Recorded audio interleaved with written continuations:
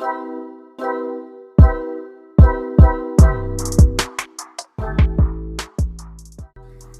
everyone, welcome to Jenka Toys and Crafts. Today I'm going to be showing you how easy it is to make paint pouring projects.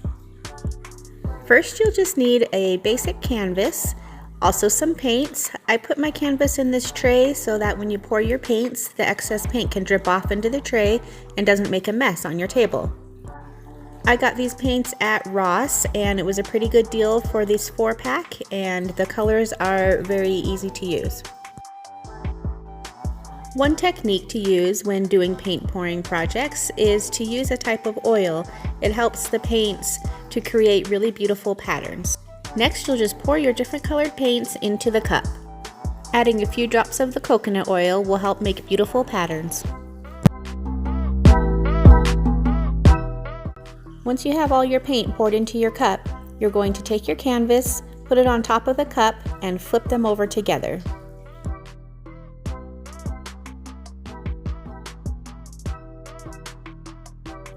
Lift up your cup and the paint will flow out over your canvas, making a beautiful design.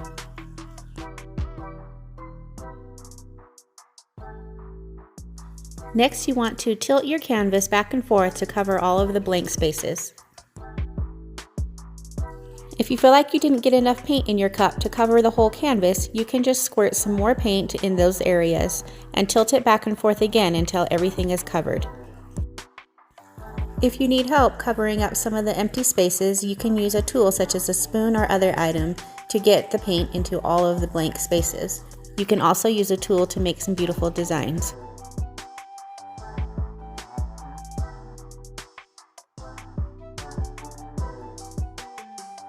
Now I'm going to show you one more paint pouring technique. I'm going to paint the canvas first, and then instead of putting the paint into a cup, I'm just going to put the paint in neat designs on top of the canvas.